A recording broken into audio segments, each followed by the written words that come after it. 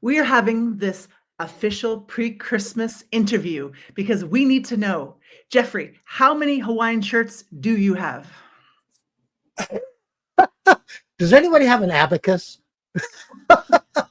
or a calculator? There you I my entire closet is nothing but aloha shirts. Now, go. everybody in the world calls them Hawaiian shirts. Yeah. We in Hawaii call them aloha shirts. I mean, that's Aloha. what they're known. And so it's kind of like if somebody hires me to do a talk in Siberia in February, I'm going to wear an aloha shirt because I don't have anything else.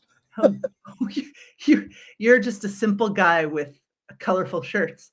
Yeah, that's me. I'm a guy. I live in Hawaii. I've lived in Hawaii pretty much the predominance of my life, and yeah, I do have a jacket just in case I need to dress nice for somebody.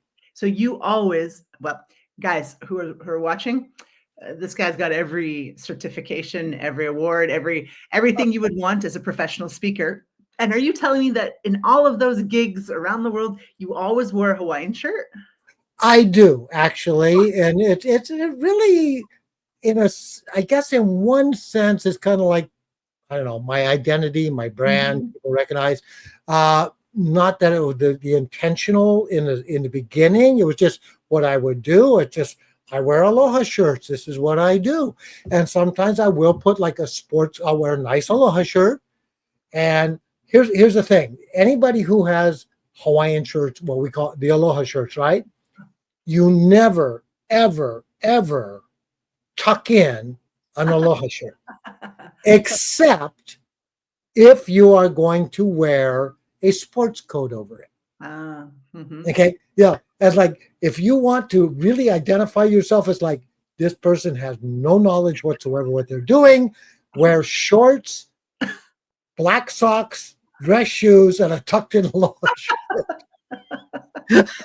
No, but the reality is, yes, I wear aloha shirts. Sometimes I will wear a sports coat over it, just to kind of recognize and respect the Mm, audience because that's kind mm, of their culture to mm, recognize that. But mm. underneath is almost always the aloha shirt. Wow. Do you have aloha pajamas? Just if you feel good in it? What are pajamas? The naked professional speaker in I'm kind of a natural person when I sleep. there you go. Well, if you live in That's Hawaii, probably an image most people want to get out of their mind immediately. yeah, I'm still there, enjoying. So I met Jeffrey in Bali, another warm place, very, very far away at a very different time zone. And he was there with his lovely wife. So, how, with your career of Hawaii's far away for Canadians, with traveling so much, with the gigs that you did around the world, did your wife and your family come with you often, or did you find you had to really make friends because you were gone a lot? What's the life of a professional speaker like? In my case, I'm very fortunate because at this point in my life and this point in my career, my our children, they're grown, they have families of their own, they have their own Visa card corporations to pay. But so almost always my wife will come with Hmm, me. cool. Um, especially if it's things like Bali, Mm, which was an incredible, the Global Speaker Summit and an incredible opportunity where we connected, we met, that kind of thing. Uh, Mostly because she comes along as my adult supervision. I'm not to be trusted on my own, oh, but sure things. yeah, but there's a little more serious aspect of that, quite honestly. But like I say, I'm very fortunate. Now, if I'm going to go, travel someplace to just, do my thing, do my gig, I'm going to get on my stage, I'm going to do my thing, and, kind of maybe a day or two and then come back. That's a business travel that I will do. Mhm. But if it's anything more than that, my wife will almost always come with me. Mm, And especially if it's conference type things, seminars type things, mm, or it's a place we want to be. And there's a little bit of a backstory there. you're aware, but maybe the people listening don't know. I was 30 years with the Honolulu Police Department.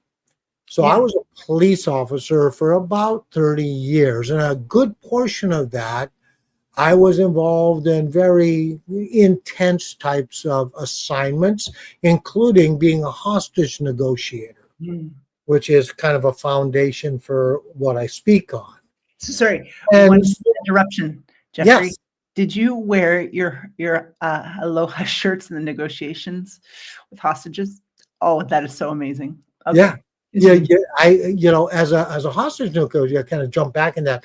As a hostage negotiator, my rank was that of a detective, but detectives in Hawaii don't wear the uniforms, with the badge and all that kind of stuff. We wear plain clothes, and plain clothes business attire in Hawaii, quite honestly, is aloha shirts. I mean, Ah, what I'm wearing right now yeah. would be appropriate for a high level business meeting with a Well, client in Hawaii. It's kind of a joke. And I'm probably going to offend somebody here, and I apologize in advance, but I don't. Because really, the joke here is the only two people in Hawaii who wear a suit mhm. are attorneys in court and Amway distributors. Nice. The rest of us, we wear a nice aloha shirt with Wow. dress slacks, dress shoes, that kind of thing. Wow, But beautiful. the fact is that my wife lived for many, many years with me, go to work, sure, if I'm going to come home. And many of my assignments were such that sometimes I didn't come home for a period of time while I was involved because I was in undercover operations and plainclothes operations and all kinds of things like that. So, kind of my view at this time is she paid her dues. Mm. And so, if we have the opportunity to travel together, to go someplace, to experience things together, there's no one in this world that I want next to me more Uh-huh. than her. Oh. So that's just kind of like, yeah. So yeah. So if it's a pure on, gonna go stand on the stage, speak to the group, that's me. I go, I do my thing, and I come back home. If it's anything else, she comes along as adult supervision. Yeah, yeah. So this kind of goes on the line of your energy and your youth and your funness. Do you Did you have that while you were in the police force, or is this like a new part of you that's just this? You're like a man of like in his 30s. This energy, the way you walk, the way you talk, your skin is great. You look young, right? I envisioned you naked. You look great, right? Like, is this you, or is this what you developed as you were a No, it, speaker? it's me. It is who I am. It's who I've always been, and to some extent, I would attribute that a little to I don't know to my success, you might say, as a law enforcement professional. Yeah. Um, that boy, I didn't expect this one. Oh, I gotta kind of think for mm, 12 and a half seconds here that I never took myself, and I still don't take myself all that seriously. mhm, My entire life has been spent dealing with incredibly serious issues, mhm, but I've never taken myself mm, seriously. mhm. Now that may sound a little weird. I don't discount my responsibilities, my obligations, the necessities to make really, really critical and sometimes very difficult decisions. But I've been blessed with an opportunity to kind of separate me as an individual, as a person, from those situations. And And so I can deal with that. What my wife has said, my superpower is empathy. oh, Now, oh, what a lovely empathy, moment. I want to talk about that for a minute because this is something that everybody has, but maybe we need to recognize it within ourselves. Hmm, Okay. So here's the thing.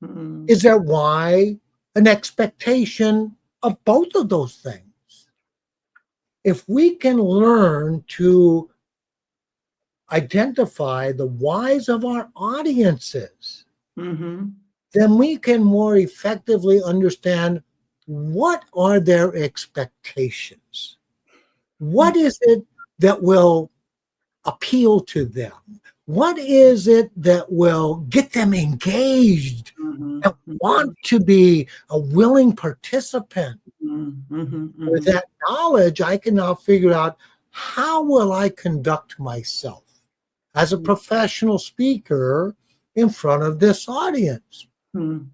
Do I need to use more stories Mm-hmm. or maybe more factual information? Do I Mm-hmm. need to accentuate my platform performance skills or do I need to calm it down for them? Mm-hmm. Right? So, this same concept is really useful for us as professional speakers to figure out how can I be most effective in presenting to a particular audience. So that kind of I get off on a tangent and like Yeah. that Well, that you makes want sense in that so so that's we at the GSS, some guy, Yaniv, he had 5 minutes and he talked about his research with event organizers. And still, I don't know how it changed over the years in your time in the industry, but most people just want to be entertained. And there's statistics that only 11% of people who watch videos on YouTube are watching them to learn something. Almost all the rest of them want entertainment, distraction, or some kitty cat video to distract them from their shitty lives, right? It's yeah like people want entertaining, and yet so many of the professional speakers really focus on statistics and like leading edge things and information. And I mhm. make this lower voice because I find that it's often males who keep it more like serious, and the Let women me who have inform self, you about the 73.8% of the uh, yeah, yeah. And yeah I saw a big difference at GSS with the men and the women. The women were quite bold. They were dynamic, very funny. The men were more serious. And because I'm a woman who tries to be funny, 22% of the time it works. I think that's the way to go. And that's why the series is talking to legends of humor in the industry.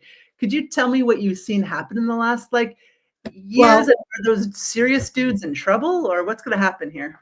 well as an old white guy I'm now incredibly offended. No, just joking. You're No, you're darker than what? exactly right. Now I'm going to say something that's going to probably tick a whole lot of people off because it Great. leans in the direction of traditional stereotyping. Mm. But in support of what you just said, very often women are much more self aware than men. Women are often much more honest with themselves as men. Now, this is risking a huge stereotyping kind of a thing, right? Yeah. But Yeah. but the reality is that that's just my viewpoint. Now, here's the thing: you are exactly right, but I think we also have to go to the why. Yes. Why are you presenting? Why are you there? Yeah. What are the expectations? So, excuse me, if you're a keynote speaker, and I apologize, I'm gonna. Drink vodka. Hey, I don't judge. That's not vodka. What the heck? Oh, Prove sorry. it. Huh? Prove it to the audience. Yeah, Ah. yeah. So if it was ready to be wine, in Hawaii, it's actually what almost 2 hours past wine 30. Yeah. If I were drinking in Barcelona, we'd judge me, but you're allowed to drink. Yes, 7 yes, yeah. p.m. Yeah. Actually, I gave up drinking. Now I freeze them and eat them. Okay, let's go back to this. If you're a keynote speaker And I'm going to be very cavalier with statistics here because I have nothing to back them up.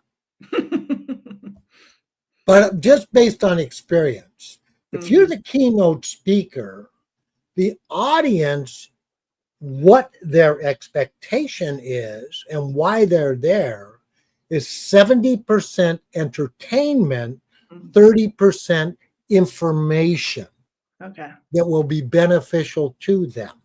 Mm-hmm. If you're doing, and here's where we can start to get a little more serious in the world of professional speaking, if you're doing breakout concurrent sessions, then the reverse is true. They're looking for 70% information, 30% entertainment. Okay. As you said here, no boring presentations. If you simply stand up there, so I speak quite a lot on workplace violence. Okay. And I laugh because just recently I did this whole thing on workplace violence. The guy came up to me afterwards. He's like, that was such an incredible, motivating speech. I so enjoyed it. And I'm thinking to myself, I'm telling you, don't kill each other. And that's motivational. We have a deeper problem. Call me. Yeah. But the idea is I included enough stories and humor into that that it gained their attention. So, excuse me, that it gained their attention to learn the lessons involved, right? So you have to have enough entertainment in there, whether your style is humor or storytelling or whatever it might be, to support that you keep them involved, you keep their attention, you keep them engaged, right? So you can share that information. Whereas going back on the keynote, they want to sit there, they want to hear interesting things and funny things and be entertained by your presence on the stage. So going to that, a little bit depends on what are they presenting, the male or female. Are they on a keynote style? Yeah. Or are they on a breakout or concurrent or workshop style? Because those are distinctly different in what we do. And I think a lot of professional speakers don't recognize that difference exists. You said something golden, sir. You said entertained by our presence. And that is so, like, it is about you. You are the present in the present, and that energy that you create has to be engulfing, has to be engaging, or else I don't think you're going to get hired back, because content is no longer king. ChatGPT is king.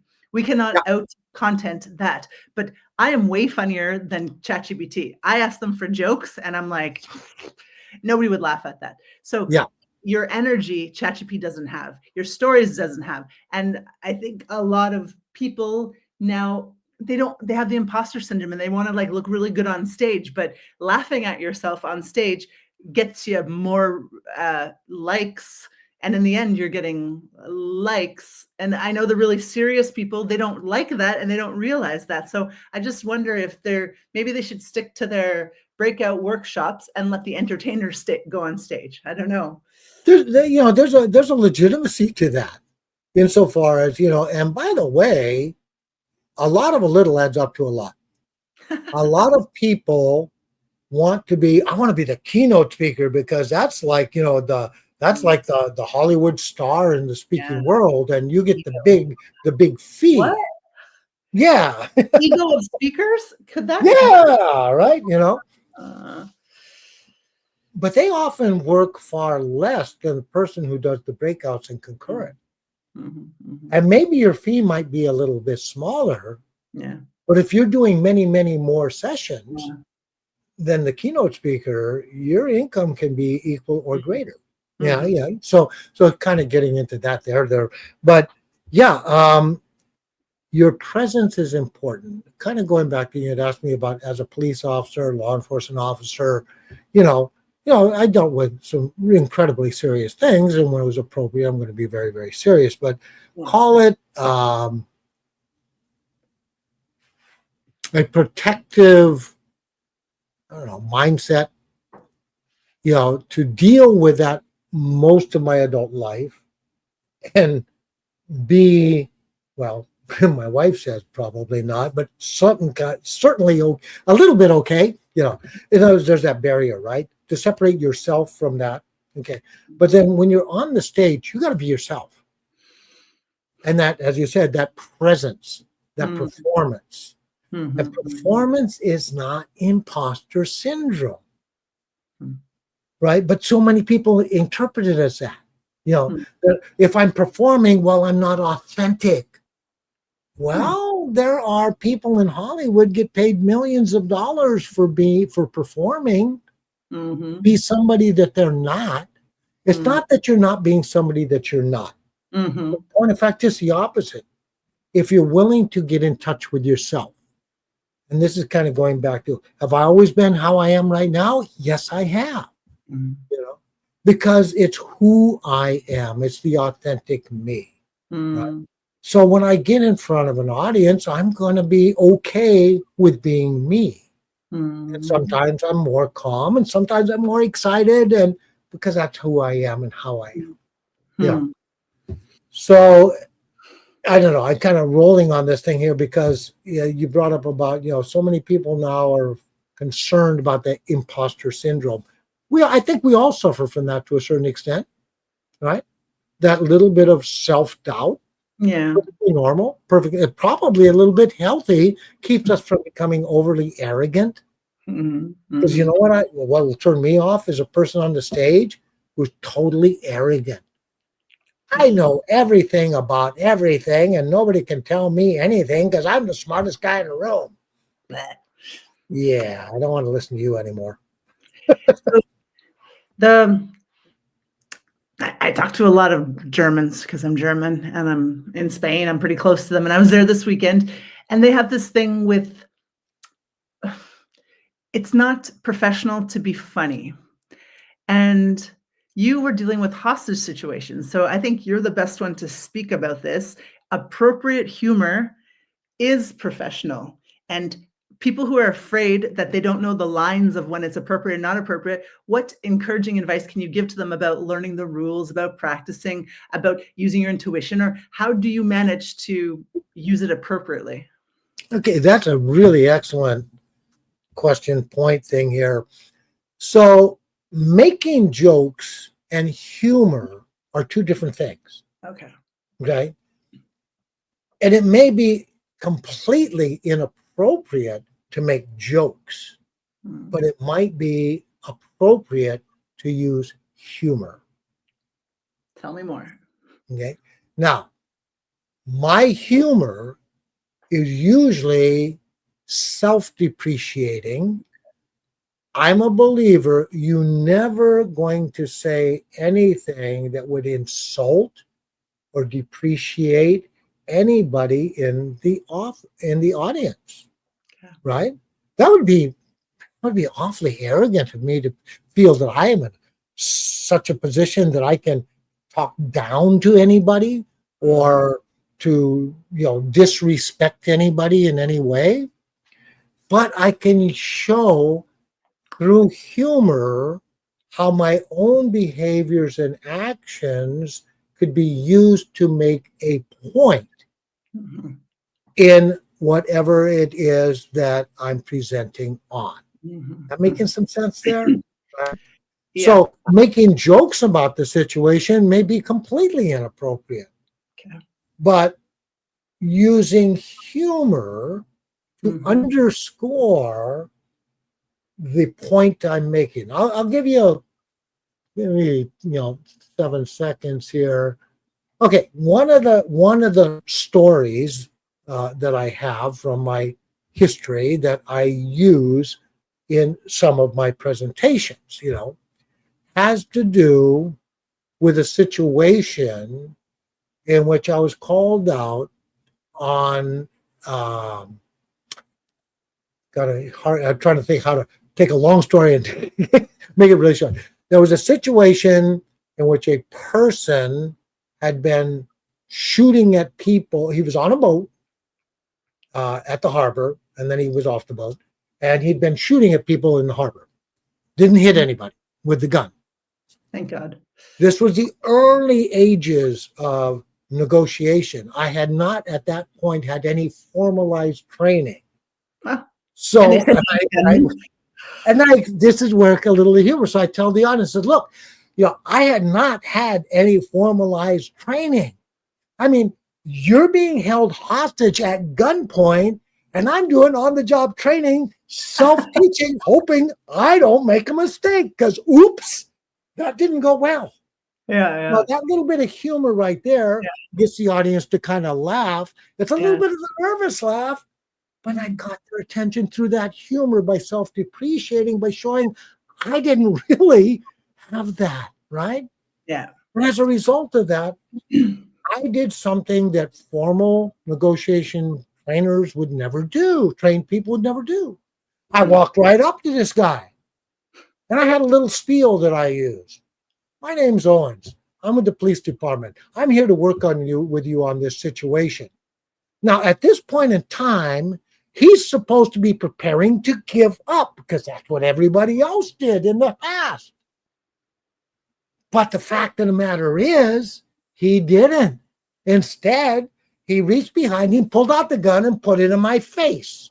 And he started to yell and scream and call me every name in the book. Except for Jeffrey. Oh. Except for Jeffrey. And what did I want to do? The exact same thing that you want to do when somebody gets in your face. They're rude and confrontational and insulting to you. You want to tell them off. You want to put them in their place, right? And I wanted to do the same thing. You can't talk to me like that. You're the bad guy. I'm the good guy. You're the crook. I'm the cop. Yeah. You got the gun and I don't. Yeah. Now, you laughed because that came the humor that underscored the point where I go. So that little visionette is part of a long thing that I do. But the idea is you can introduce humor to support and underscore the point that you're going to make. Right? And so that was just like a little bit of a perfect. Yeah. So I think that's the thing that most people don't know the rules of humor. And what you gave an example is the rule of 3. Yeah. So, there is the rule of 3 is very important. Yeah, and it works like a charm. And any funny person I know uses it, but they don't know that they're using it. So this is like the thing. Once you know the power of humor, and you know that self-deprecating one is the safest one, and it's quite enjoyable, and you know the rule of 3, and you know that humor is created by surprise, you are powerful. You could be 50% more funny tomorrow just based on learning those 3 things. So people don't have to fear like humor is risky. It's like, yeah, it's risky, and go learn it and go learn what you need to do, because you owe the audience an entertaining experience, because that's what they expect and they're the client. So there's this thing, if you want to be. That story does a couple other things too, as you point out, that humor must be relevant to the point you want to make. Okay. Just making jokes or saying funny things, people are sitting there going, well, what's that got to do with what you're trying to tell me? I don't connect to that, right? So that is really important to understand, that it's got to be related to that which you are going to talk about, whether you've made a point, going to make a point, but it is in support of that point. And that's critically important to understand. Yeah. Relatable. Yeah. Relatable to the point. Yeah. So it has to flow. And so you are a naturally funny guy, but have you become a funnier with time or less funnier with time, depending on what's going on in your life? Or is humor what gets you through life? Is it like a life philosophy for you? That's a really great question. Kind of all of the above. I think my ability to see humor in what might be otherwise tragic situations. Not that and that's hard. I feel uncomfortable saying that because people say, "Oh, you don't recognize the seriousness. You discount it." It's like, no, I take it incredibly seriously. I mean, Hmm. I've been in most of my life. I've been involved in life and death situations most of my adult life, and Hmm. I take them incredibly seriously. Hmm. But the ability to see humor within yourself or Hmm. situations is kind of a how you survive those Hmm. kinds of things. Now, Hmm. have I become better, you might say, at it? I think that I have a, call it just, I'm blessed with an innate sense of seeing the humor in the world around me while at the same time understanding the Hmm. seriousness of the world around me.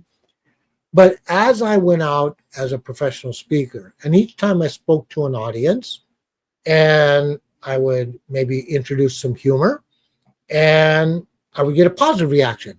Okay, that's good humor. I can use that. I can build on that. I Hmm. use some humor, not such a good reaction. Don't want to do that anymore. Take Hmm. that one out.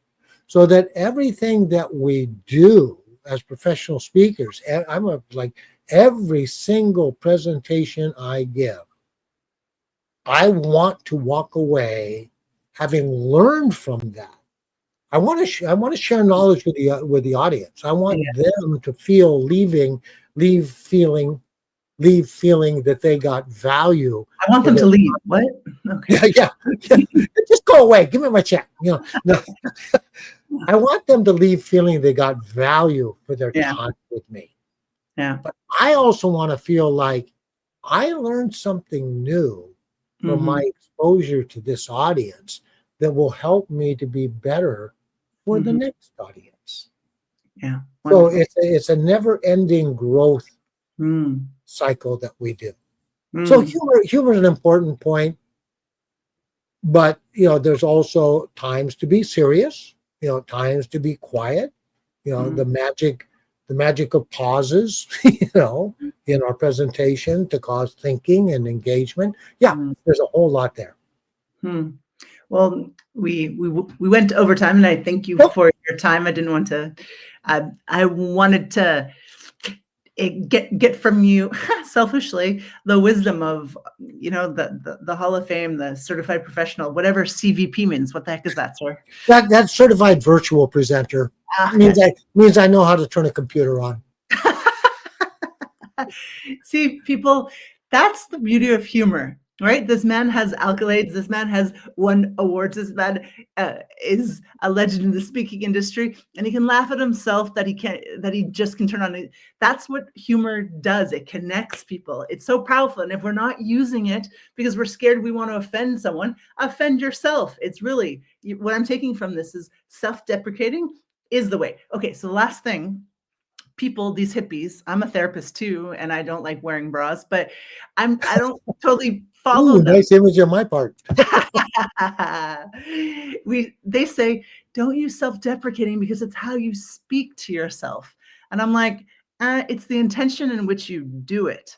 Like, you know how to turn on a computer, you're not an idiot, and because your internal status is very high and you know your value, you can say anything because it doesn't throw off who you are as a person. But very insecure people probably shouldn't start with self-deprecating humor. Yeah. Do you see any therapeutic truth to this, or Mhm. what do you suggest for people who just want to start using more humor? Believe in yourself. Okay. Okay, Easy. you're a speaker because this podcast is for speakers, right? You're a speaker because you have a message to share. You have something of worth and value to share with the world. Believe in your message, believe in yourself, and then that will fall into place. That's where, when you're not taking yourself overly seriously, it's because you know that who you are and what you are is of value, and that the message you have for the world is of value. And some people are going to appreciate it and accept it, and some people are not. And that's okay, because you are the messenger and you are okay. Mhm. Goosebumps. Thank you. That I took that one for myself. Thank you very much. Yeah. It's been so much fun. Jeffrey, delightful. Uh, Great. Do you come to Europe sometimes or just I Bali? haven't, and I want to. That's on my list of things to accomplish is to get Oh, myself to get booked in Europe. I okay. want to go to Europe. Well, it's good that you're doing this thing because we know a lot of people in Europe. Hence, it's a small place. We know no one in Hawaii, so mi sofa is tu sofa, and if there's something here, yeah, unfortunately, the European market, we don't. It's not very. It's not what it is in America. I was thinking about just trying to sell myself to America because Europe is not. I don't know this thing about motivational speakers. This could be a Mhm. mindset that I have, but it's like whenever we have when I came with my Canadian humor and my bigness to Europe, I learned within a few months that I had to tone the F down because it was too American, you know? Mm, And okay. it is interesting that maybe I've seen a lot of professional speakers in Europe and Asia because this is the world I work in. And when I look at Americans, off the charts with energy, with entertainment, with da da da. But the Europeans don't do that as much. And I Mhm. think, what does your audience want? The Americans expect a very high level of entertainment, whereas there might be more like calmer energy in the German France part of the world. And it is interesting when you're in that world. Well, you put on that energy. When you're there, you bump it up and pump up the music, Tony Robbins style, right? So Mhm, mhm. No, know that's your audience and give them, you know, well, what they. because the why, what, and how can be entered at any point, right? So, Mm, what does the European audience expect yeah, and want? What yeah, appeals to them? yeah. Maybe a little bit toned down, maybe not quite off the chart, jumping around on the stage and swinging from Yeah, trapezes, which I really can't do anyway. anymore. Yeah, Yeah, yeah, you know. So, but yeah, that knowledge of understanding. So, but you have just demonstrated something really important: the fact that understanding, different cultures, different expectations, yeah. what appeals to them, what they're going to relate to, so that Mhm. knowledge and understanding, Europe or Canada or Asia or the United States, you know, is is that's magical. And Yeah, be able to identify that and then tap yeah, into it. yeah. And it's also adapt to adapt to them while staying authentic, right? And Mhm. that's part Yeah. of the skill that you have as when you turn it up when you go on stage as a presenter.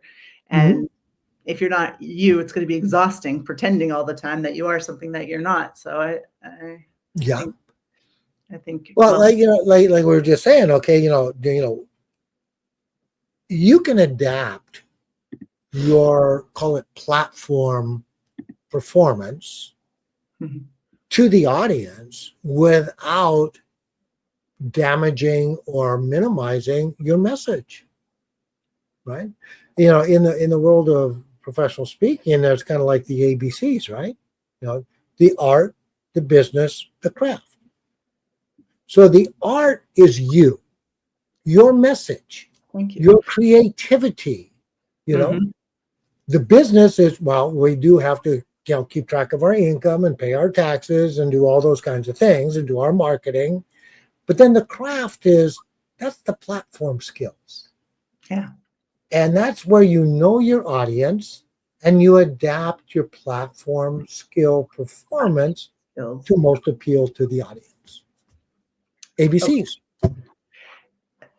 I've heard, I'm just kind of new in this industry. I've been a corporate trainer a while, but, and I've understood from the past president of the Global Speaking Federation, there's two types of speakers. There's the motivational speaker, and then you have the expert speaker. And the expert speaker possibly spent a lot of time doing their PhD and working in the industry, and they don't have the stage performance energy at a very high level, but they're very valuable. This person, like me, is a jack of all trades and just has performance with a little bit of content. And I say that because I was born to be on a stage, and that's where that the thing. So I don't feel bad that I'm not this person because I don't like reading, right? But this person also needs to develop their performance skills, and this person needs to be humble enough to know that they're not the expert and the doctor on the subject, and that they are replacing the clown or the juggler that could have been hired in the same slot.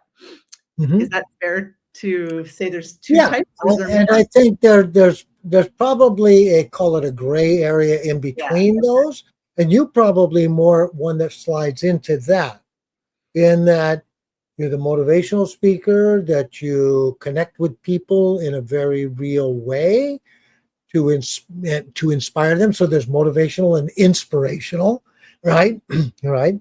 Um, and you guide them to be better, right? At who they are, what they are, to be able to make the changes necessary to adapt to changing circumstances, situations, etc. Right? So you're maybe not the PhD. I'm not. Listen, I didn't go to college. I in high school, I was the 1/10 of the class that made the upper 90% possible. But you have again, you have that message that Mm, comes from your life experiences, mm, and you are blessed with the skill and ability to communicate that in a relatable way to your audiences. mm, So I mm. don't see it as a one or the other. There's motivational, there's the informational, and it's Okay. got to be one or the other. Yeah. I think there is that blend within, Okay. right? Mhm. That, and that's probably the most powerful Mm. area to be in, because you're a little bit of both. Cool. I like it. He said I'm a little bit smart. We're gonna end on You that. are very much smart. Very much. You a smarty. Thank you, Jeffrey. I knew you wouldn't disappoint. I didn't know you very well, but the way you greeted me and other people at the event and the way you spoke, there's a warmth, there's a relatability, there's a likableness, and I think that's really important for us speakers to realize that people remember how they make us feel. You know that expression, right? Feel, Yeah, not how you make them sound, touch, feel, whatever that is, right? yeah. Yeah, Yeah. the thing that we all love to say when we mess up on our content. Yeah. Thank you for Absolutely. your time. How do Thank you say you. what? I said thank you for Oh, I thought allowing me to have this time with you. It's been great. I've had such much fun.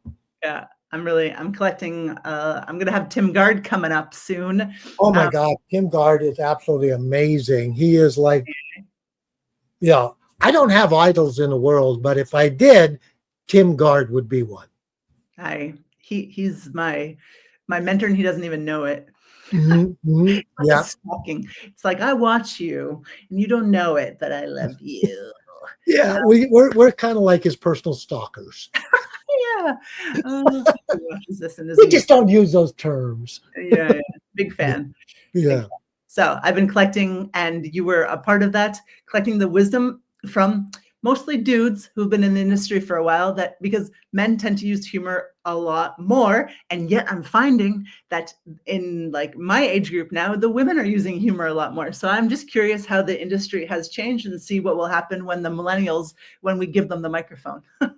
It's going to be amazing, actually. Those Gen Zs, are they going to be funnier than us? Probably. Yeah. Let's see. Well, yes. Yeah.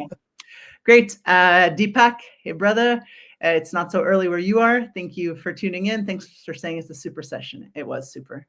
Jeffrey, thank you very much. We'll see you on an island, man. Yes, yes. And aloha. Does that mean goodbye as well? Aloha means hello, goodbye, term of affection, term of endearment, term of respect. It has a lot of Oh, usage.